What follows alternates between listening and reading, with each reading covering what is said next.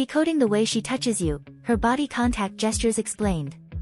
Leave a like on the video, my love, and if you are new to the channel, subscribe to receive new advice. Do this to help the channel continue to grow. Leaving a like is all I ask as a gift. Hey there, it's Pamela Raquel. Today we're diving into the tantalizing world of touch, specifically the secret meanings behind the way a woman puts her hands on you. I'm talking about those subtle, sometimes fleeting moments of physical contact that can leave you wondering, was that just a friendly gesture, or is there something more going on here? Because let's face it, gentlemen, when it comes to decoding the language of attraction, sometimes actions speak louder than words. But fear not, because I'm here to be your trusty translator. You'll be guided through the often confusing landscape of female flirtation. By the end of this video, you will be equipped with the knowledge to read her body language like a pro, to understand the difference between a platonic pat and a sultry stroke. Before we go on, if you are curious about improving your dating skills, why not reserve a free strategy call with one of our expert coaches? Just click the link below. The light hand touch. First up, let's talk about the most common and often most confusing form of touch, the light hand touch. You know the one, you are mid-conversation, and suddenly you feel her fingers graze your arm or her hand gently touch your shoulder. What does it mean? Well, my curious compadre, more often than not, a light touch like this is a sign that she's comfortable with you and potentially even attracted to you. Think about it, most people aren't going around casually caressing their platonic pals, right? There's a certain level of intimacy and affection implied in even the briefest of touches. A light touch could be her way of testing the waters, gauging your reaction to her physical proximity. It's like she's saying, hey, I'm enjoying our connection, and I'm not afraid to show it. Are you feeling this too? So, how should you respond to a delicate digit dance? My advice, match her energy.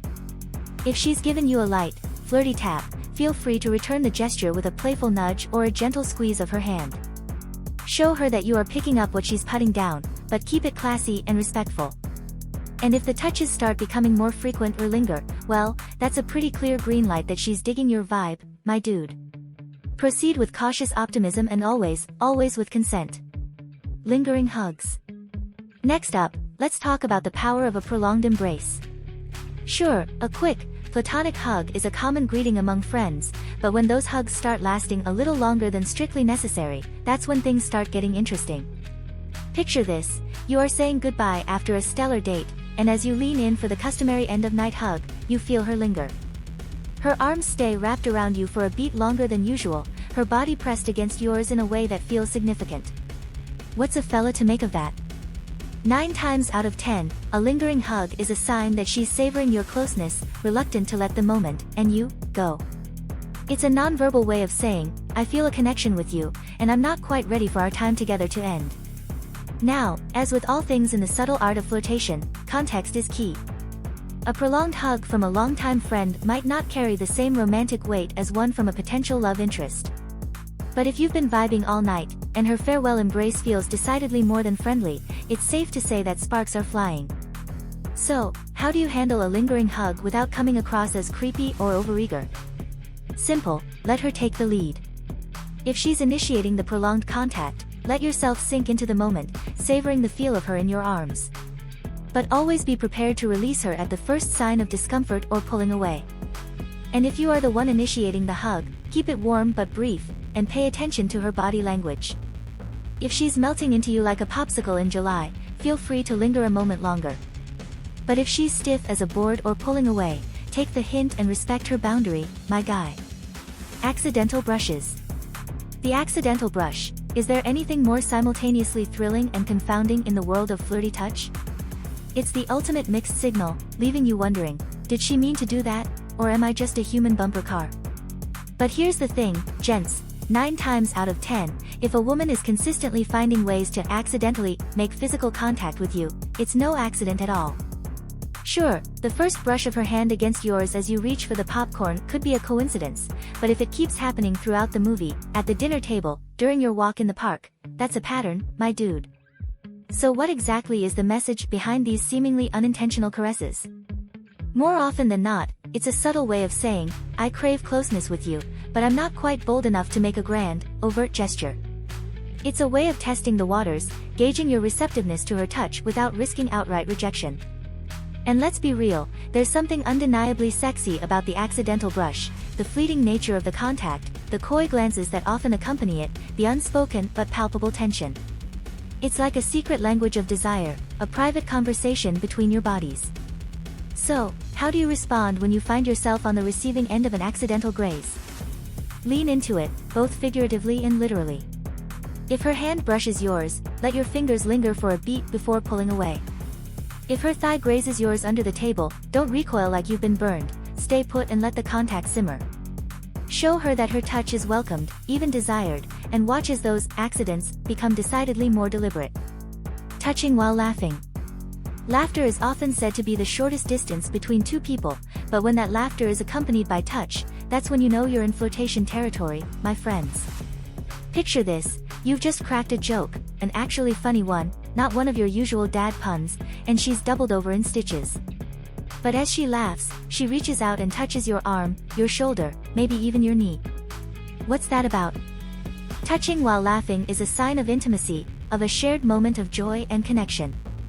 It's her way of saying, I'm not just enjoying your wit, I'm enjoying your company, your presence, your entire being. The physical contact is a way of amplifying the emotional bond created by your shared laughter. Let's not overlook the fact that laughter itself is often a flirting tactic. Think about it, when we're attracted to someone, we tend to find them funnier than we might otherwise. So if she's cracking up at all your jokes, yes, even the terrible puns, and punctuating that laughter with physical contact, that's a pretty clear sign that she's picking up what you are putting down, my dude. So, how do you capitalize on this giggle-filled intimacy? Keep the laughter flowing, of course. But also, don't be afraid to reciprocate the touch, always with respect to her comfort level, of course. If she touches your arm as she laughs, place your hand over hers for a moment. If she leans into you in a fit of giggles, wrap your arm around her shoulders and give a gentle squeeze.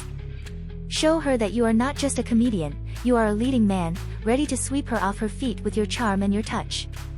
If today's video is proving useful, show your appreciation with a like and a comment.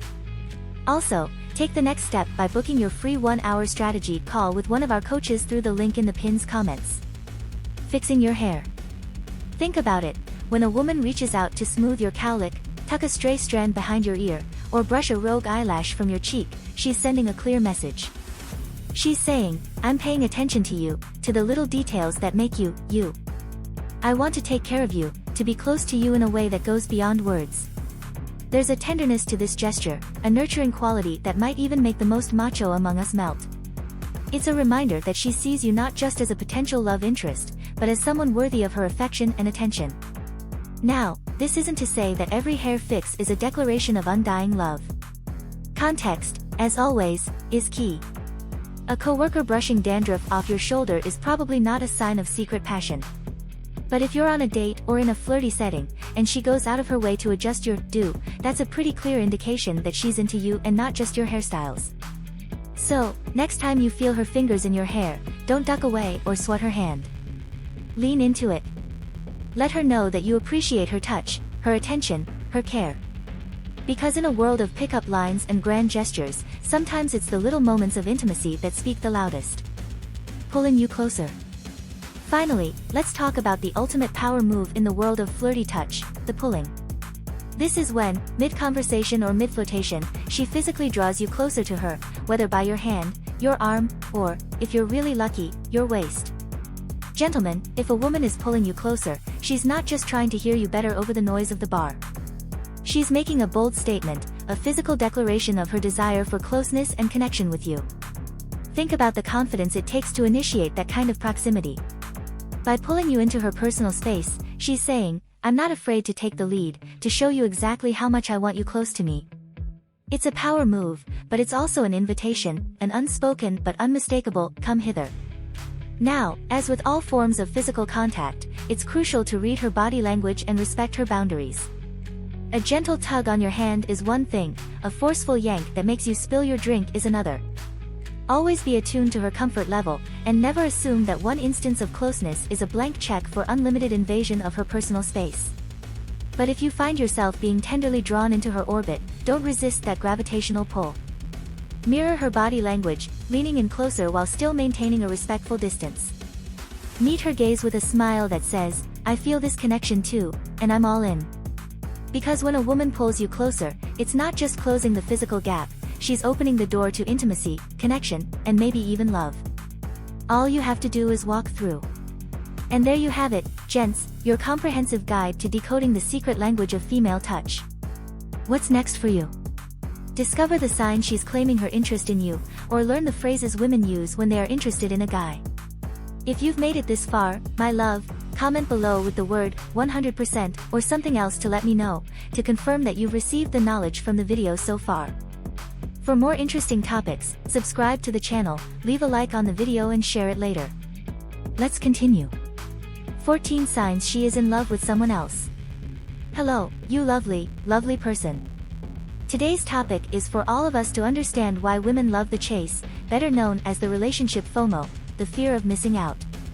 Today will be a great watch for you if you are looking to perhaps spice up your flirting techniques, and you want to really know how to get more attention from the ladies, and how to make sure they don't just leave you unread. But, this is also amazing if you're in the first couple of months of a relationship or perhaps a long-term relationship and feel that you need to have a couple more sparks flying around the whole relationship. So, this is a good video to help you get your girl's interest back because, naturally, things do die down in relationships, but this video is going to put that magic back into the relationship as relationships become more stable and predictable. Our skills, well, we crave that feeling from the very start of the relationship, that feeling where it literally feels like fireworks and Christmas every single day. And if you want to know why we enjoy that feeling, well, stay tuned. Our brains fill us up with feel-good hormones. It's literally like the phrase, love is a drug, because falling for someone is a huge high feeling, and science even proves that, well, it really is exactly an actual high. Get this, your brain actually starts to pump out feel-good chemicals such as dopamine, which we all know is the feel-good hormone, and also adrenaline, which can keep us physically moving. And this is exactly what happens to our brains when we are under the influence. So that state of bliss that we feel as we slip under the power of love is, well, addictive. So when those chemicals stop bumping around the brain, which that is just a normal thing of relationships, it's called the honeymoon period. When you know the honeymoon phase stops, and then the relationship's kind of just a little bit boring, but it leaves ladies feeling a little bit like, oh. And as those ladies have a brain that's made specifically around having a higher emotional intelligence, the feelings of feeling good are good, but then the feelings of feeling bad can be ever more so catastrophic. So it makes perfect sense why girls love the chase because they are literally trying to chase the high.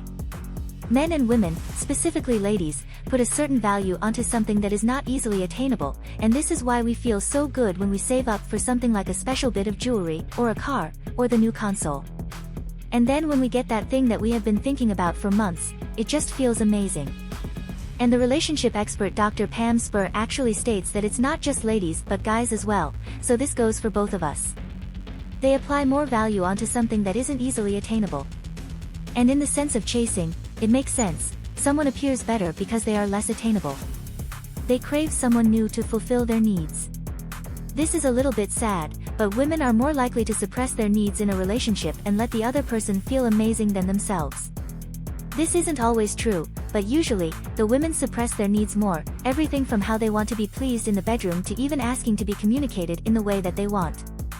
So naturally, when another person comes along, that is when the chase begins because all of a sudden, their heart will flutter thinking about this person, you know, they might actually be in sync with me. They might be that person who actually just gets me rather than me having to explain my needs and my feelings. They will just save me as opposed to staying in this mundane, unfulfilling relationship. And yes, probably not a good way to think, now is it? Women like the chase because it allows them to validate themselves. Now let's be honest, you are going to agree with this as well. We feel our best during the chase, it's right. We feel wanted. We are getting direct attention from someone. The compliments are flowing, people are swooning at us, and it feels incredible. We feel desired and worthy.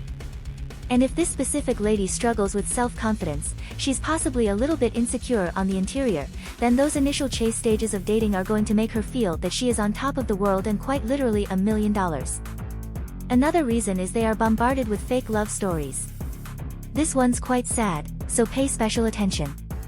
Rom-coms are, well, let's face it, usually aimed towards the ladies.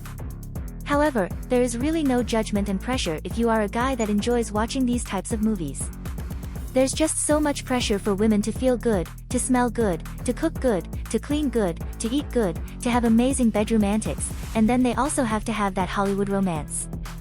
Even from a young age, girls watch Disney movies, which sets them out for failure in relationships.